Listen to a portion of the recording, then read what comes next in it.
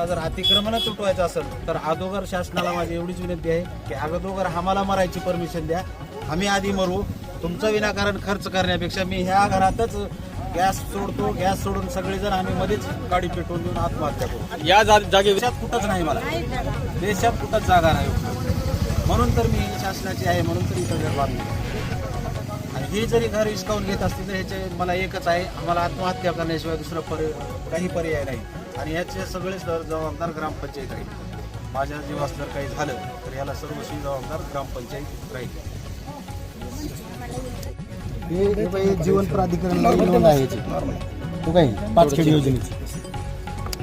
हे 2005 खेडी 1994 मध्ये ज्यावेळेस त्याला पंप हाऊसची जागा दिली, सर्वे नंबर 208 होता. आता जो गट नंबर पडलेला आहे ते 9 गुंठे जागा त्यांना जे जीवन प्राधिकरण दिलेला आहे तो पण आपण आर्टिस्टेड करून त्यांच्याकडून आणलेला आहे. आपण करतोय सर्व डॉक्युमेंट घेऊन सगळं मान्य आहे सर, तुम्ही आता पुरावा दाखवताय. परंतु एखाद्या घर मालकाला म्हणजे त्या नागरिकाला जर उठवत असतात त्याचं पुनर्वसन करण्याचंही काही प्रावधान असेल ना मग तुमच्याकडे? त्यांनी आपल्याला समजा त्यांनी कसं आहे माहिती आहे का, तुम्ही आपण म्हणलो त्यांनी कलेक्टर साहेबांना आमच्या नोटिसा घेऊन त्यांनी मागणी केली असते, त्याच्यामध्ये काहीतरी त्यांना कुठेतरी जागा दिली असते तर त्यांनी एकही नोटीस आम्हाला उठवायचा अधिकार तुम्हाला आहे, कुणाला आणि बसवायचा नाही का? नाही ग्रामपंचायत म्हणून तुम्ही मालकी साहेब तुम्ही अधिकार करायला कसं त्यांनी त्याला तसं बसवायचं आपल्याकडे नाही? अर्ज तर केला असतं, आम्ही वरिष्ठ कळविलं असतं. मुळात एक कोणत्या तरी द्वेषापोटी हे म्हणतात, हे आम्हाला बाहेर करायचं. बाकी काही नाही. ग्रामपंचायत त्यांचा नेमका म्हणणार आहे ना, पण आम्ही तुम्ही कोणाच्या दबावाखाली चाललात नाही. हे दाखवायचं आहे आम्हाला, बस आम्ही बाकी काही नाही. ग्रामपंचायतनं इथून पुढे जे आहे ना आता 22 पासून चालू आहे. द्वेषापोटीचा तुम्ही हे उठवायचं कार्य तुम्ही एकट्याच उठवलात का बाकी सगळ्याच उठवणार? विषय झाला जेव्हा ग्रामपंचायतला करायचं होतं 23 ते 26 3 वर्षात एक अतिक्रमण उठलं नाही आणि केलं नाही.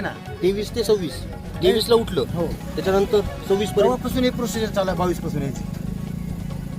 ठीक आहे, आताच फक्त नाही. एकट्याच गावातलं, दुसऱ्याचं नाही. म्हणजे येणं कुणाच्या तर दबावाखाली जिल्हाधिकाऱ्याकडे मागणी करत आहे. विचाराधीन असताना त्यांनी कुठलीही कारवाई केली नसताना अतिक्रमण उठवता येईल का? म्हणून यासाठी प्रयत्न त्यांनी सुरू केला गेला ग्रामपंचायतला कळवायचं की बाबा मी उठवायचं टार्गेट वरिष्ठांना होतं 5 मागणी वर्षापासून केली माहिती अहो, असतं. ग्रामपंचायतकडे 2011 पासून त्यांनी माहितीचा अधिकार एकदा उत्तर दिलं एकदा तुम्ही उत्तर मागवायचं त्याच्याकडे पत्र द्या म्हणून आहे. म्हणावं तुम्ही साहेब. शासनानं अधिकार दिले नाही, त्याला अपील करायचा. अपील बी करतात, चालू आहे ना केलेत ना, मग. विचाराधीन प्रोसेस चालूच आहे की असताना आता त्याने परत माझ्याकडे टाकले, मी त्यांना माहिती जेवढी उपलब्ध आहे तेवढी देऊन देतो. आता पण माझ्याकडे 8 तारखेला त्यांनी दिलेला माहितीचा अधिकार.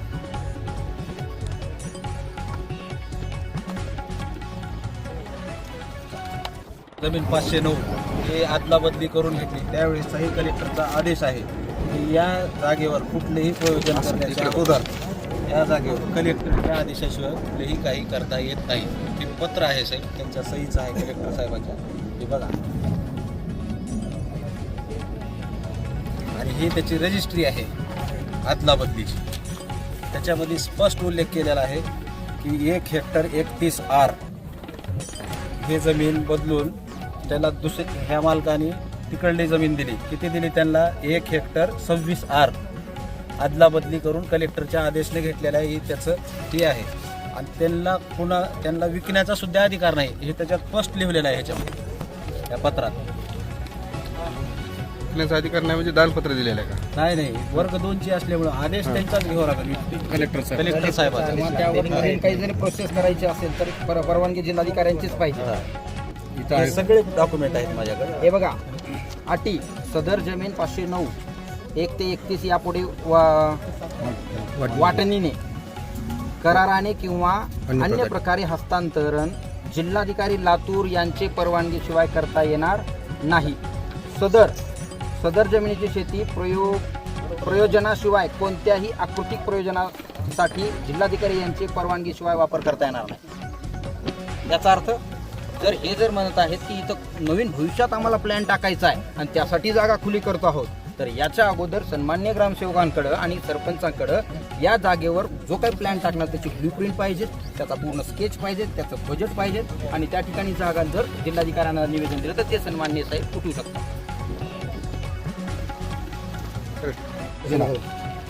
385 24 89 पंप हाऊस सर्वे नंबर 218 हे जीवन प्राधिकरणाचं आहे. हो आणि त्याच्याकडे कोणाचं ते त्यांना माहित, आम्ही मागणी करून घेतली आहे त्यांच्याकडे. ते शासनानं दिलेलं आहे ना पत्र प्राधिकरणाचं अहो, ही शिक्का त्याचं आहे. म्हणजे शासकीय आम्हाला कर्मचारी माहित नाही, जे मी गोळा केले डॉक्युमेंट ते दाखवतो. ह्याला तुमच्याकडे काहीच महत्व नाही शून्य आहे.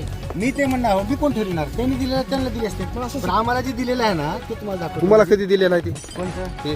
त्याची तारीख असेल ना तुम्हाला दिली म्हणजे ह्या प्रकरणावरून सगळ्यात 27/12/2024. उघड हे व्हायला लागलंय की प्रशासकीय 27 अधिकारी बरं. सुद्धा जे अन्यायग्रस्त आहेत त्यांना बी हे करते आणि ज्यांना अन्यायग्रस्त आहेत त्याच्यावर बी हे बघा, आम्ही मागणी केली होती की बाबा त्याची काही डॉक्युमेंट आहेच काय काय त्यांना आवक जबाबला घेतलेला आहे आणि त्याप्रमाणे यांनी दिलेलं आहे. त्या रजिस्टर त्यांच्याकडे उपलब्ध होतं ते त्या सर्व लिहिलेलं आहे. चेक नंबरला कोणते पैसे किती दिले त्याला, त्याची सही, त्या शेतकऱ्याची, हे सगळं आहे. बरं आता तुमचं 2024 आहे तर ह्याला 16/1/2025 ला कार्यकारी अभियंता यानं पत्र मी दिलेलं काय आहे. करणार? तेच आर आर office पाटील ला यांची स्वाक्षरी सहित आहे.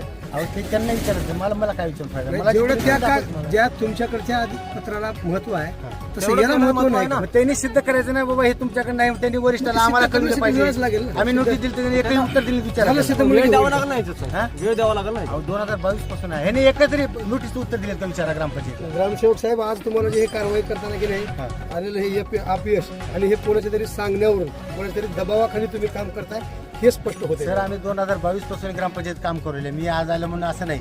हे साहेब, वर्ग 2 ची जागा आहे, कलेक्टर मालक आहेत, कलेक्टरचाच आदेश पाहिजे हे करायचा. तुम्ही आता विषय संपला. नायब तहसीलदारांनी हे उत्तर दिले आपल्या कॅमेऱ्याच्या ऑन रेकॉर्ड. विषय संपलेला आहे. त्यांना कारवाई करता येत नाही. बरोबर आहे. पाडू द्या, पाडू द्या, चला. तरी सर ठीक आहे, काय हरकत नाही. यांच्या जीवाला काय झालं तर आम्ही भारतीय नागरिक आहोत, संविधानिक पद्धतीनंच तुम्हाला सांगतो हे काम करत आहोत. त्यांच्या जीवाला काही बरं वाईट झालं तर कोण जबाबदार राहिला? शासकीय सरकार शासकीय कर्मचाऱ्यांना वर्ग 2 ची जागा जर अतिक्रमण असेल उठवण्यासाठी कुणाचा परवानगी लागते हे सन्माननीय साहेबांना माहिती पाहिजे होतं अहो, आम्ही आणि त्यांच्या अधिकाराचा आम्ही त्यांच्या नोटीस दिलं आदेशानुसार तुम्ही इथे यायला appeal पाहिजे करा, होतं. असं तर ग्रामसेवकांना notice गरज दिली नाही. म्हणून. ज्या अर्थी जागा तुमची तुम्ही appeal करा. तुम्ही आज सांगताय ना, कुणीच नव्हता. तुम्ही नोटीसला उत्तर द्यायचं. बरोबर तुम्हाला किती दिले का? म्हणून. ठीक आहे, परंतु तुम्ही एवढं प्रेशर खाली तुम्ही डायरेक्ट जेसीबी आणि एवढी यंत्रणा घेऊन कसं काय? तुम्हाला लेटर आहे का कलेक्टरचं? वर्ग 2 ची जागा आहे ती. कलेक्टर साहेबांची सन्माननीय permission तहसीलदार आहे. साहेब सांगतात. ग्रामपंचायत जागा ग्रामपंचायतीची मालमत्ता. तहसीलदार साहेबांना सन्माननीय आता तहसीलदार साहेब मुलीच मालक नाही याचा म्हणजे साहेबांची जबाबदार आहेत.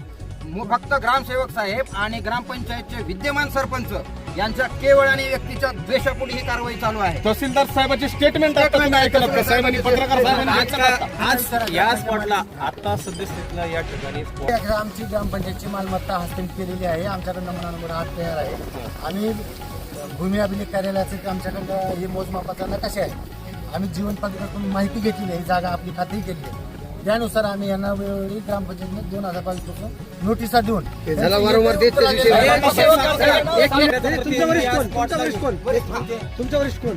आपण पंचायत समितीचा आदेश आला, लघु पाटबंधाचा आदेश घेतलेला आहे. नाही कलेक्टरचे प्रतिनिधी या स्पॉटला येऊन ग्रामसेवक साहेब दबावाखाली बोलत आहेत. बाकी काहीच नाही. तुम्ही तुमची भूमिका काय पाहिजे, नागरिकांसोबत तुमची स्पष्ट भूमिका पाहिजे. जे शासनाचा आदेश येईल त्याच्या पद्धतीने आम्ही करील. पण तुम्ही इथं यायला दबावाखाली बोलत आहे तुम्ही. नाही, आम्ही दबावाखाली नाही. आम्ही योगा है ना, तुमच्या बोलण्याच्या भाषेतून आम्हाला दिसत एखाद्या आहे. दंडाधिकाऱ्याचं मत तुमच्यासाठी काहीच नाही. मी ऐकलं नाही म्हणून त्यांना बोलतो. आम्ही विचारतो ना, तुम्हाला सांगतो ना की या स्पॉटला आता बोलले त्यांनी. सर, आम्ही जे प्रोसिजरने केलेलं आहे आता 7/12 आपल्याला सातबाऱ्यानुसार 7/12 यांची नोंद असते शेतकऱ्याची. ही आपल्याला काढण्याचा अधिकार नाही ग्राम.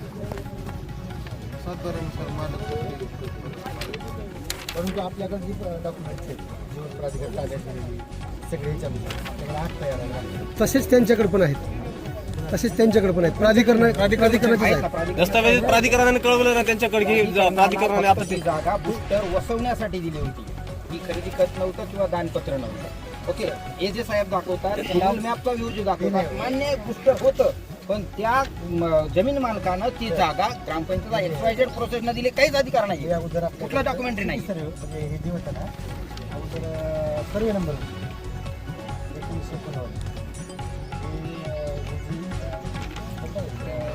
1989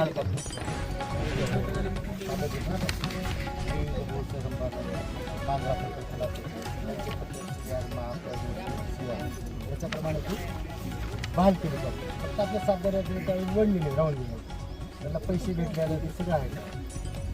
ही काय ह्याचं लावून फॉर्म सांगा साहेब. स मो वाली आहे. त्याचं लॉंग फॉर्म मी सांगतो. तुम्ही सांगा ना आधी. सांगतो ना ते. हा, तुम्ही ग्रामसेवक तुम्ही दाखवता ना कागदपत्र? संपूर्ण मोजमाप झाली आहे. हा? संपूर्ण मोजमाप मोजमाप झालेली आहे. मग याचा अर्थ का ती दानपत्र दिली आहे का? संपूर्ण हा. संयुक्त मोजणी झाली संयुक्त आहे. मोजणी आहे. संयुक्त मोजणी झाली आहे होते. तुम्ही बहाल कॉपी दिलेली आहे. संयुक्त मोजणी झाली. ह्या हे पूर्ण हेक्टरची हे जे 200 सर्वे नंबर आहे त्याची पूर्ण मोजणी केली. ही त्याची फी भरलेली आहे 1118 रुपये. त्याच्याकडून शेतकऱ्याकडून दानपत्र वगैरे घेतले नाही, खरेदी खत केलेलं तसं नाही. लेखी कळवलेलं आहे. लेखी पत्र आहेत माझ्याकडे तसे. आणि कुण्या बेसवर येऊन येतं घर उठवायला? काय ह्यांच्याकडे पुरावे आहेत? 7-12 मालक एक आहे, महसूलचा विषय आहे. हा, कोणतं? त्यांनी जीवन प्राधिकरणला त्यांनी काय केलं दानपत्र दिलेलं आहे. कुठं आहे? एवढं आपल्याकडे उपलब्ध आहे तर घेऊ. आणि नसल्यावर काय केलं?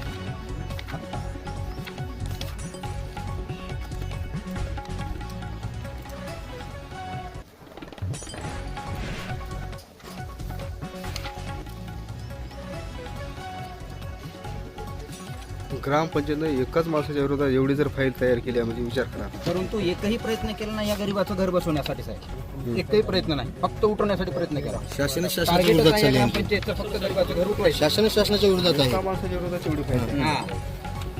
पण याच्यासाठी- ग्रामसेवक साहेब म्हणतात कलेक्टर साहेबाच्या आधी संविधानिक पद्धतीने त्यांनी त्यांची लढाई लढवत आहेत साहेब. तरी एवढं राजकीय द्वेषापोटी तुम्हाला सांगतो सगळी यंत्रणा घेऊन त्यांच्या जीवाला बरं वाईट झालं तर का भारतातले नागरिक नाहीत का ती? GR आहे 2018चा 22चा, त्याच्या पद्धतीने त्यांनी करायला पाहिजे ना व्यवस्था त्यांची. हे केवळ आणि केवळ शिरूरमध्ये कुणीही विरोधामध्ये कुठलाही अपक्ष उमेदवार उभा राहू नये आणि आपला जो नागरिकाचा हक्क आहे निवडणूक लढवण्याचा तो कुणीही पाळू नये यांच्या बर्डनमुळं. याचं हे ज्वलंत उदाहरण आहे साहेब. आम्ही केवळ या 1 नंबर वार्डमधून विरोध म्हणून आम्ही अपक्ष उमेदवार होतो आणि मग त्यामुळे हे फक्त आमचं घर उठवण्यासाठी आलेले आहेत. या अर्थी गावामध्ये अनेक अतिक्रमण असताना सुद्धा त्यांचे मित्र परिवार सगळे सोयरे त्यांना प्राधान्य आणि आम्हाला मात्र घर उठवण्याचं काम यांचं आहे. त्या कॉपीनुसार यांनी 7 घरात घेतलेलं आहे.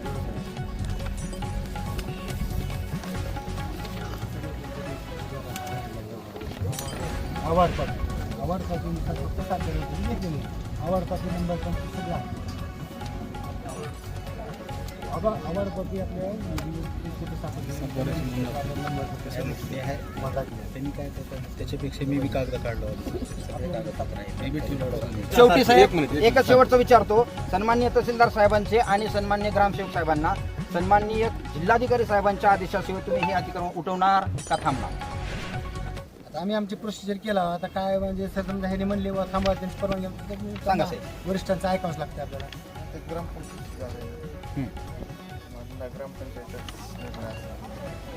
वर्ग 2ची जागा जी आहे त्या ते ग्रामपंचायतची जागा होऊ शकते वर्ग 2ची जागा. तसं तुम्ही हे म्हणता. मान्य आहे का तुम्हाला? हा, मग दोन्ही करू नका बोलू. एकच सांगा ना स्टेटमेंट. दुटपी व्हायला भूमिका. दुटप्पी नका बोलू. एक जागा जिल्हाधिकाऱ्याची आहे का नाही? दंडाधिकारी आहात त्याबद्दल शासन मालक आहे का नाही? आहेत. ओके मग आता ही जागा पाडू शकते का ग्रामपंचायत? ओके धन्यवाद. चला विषय करा. चला.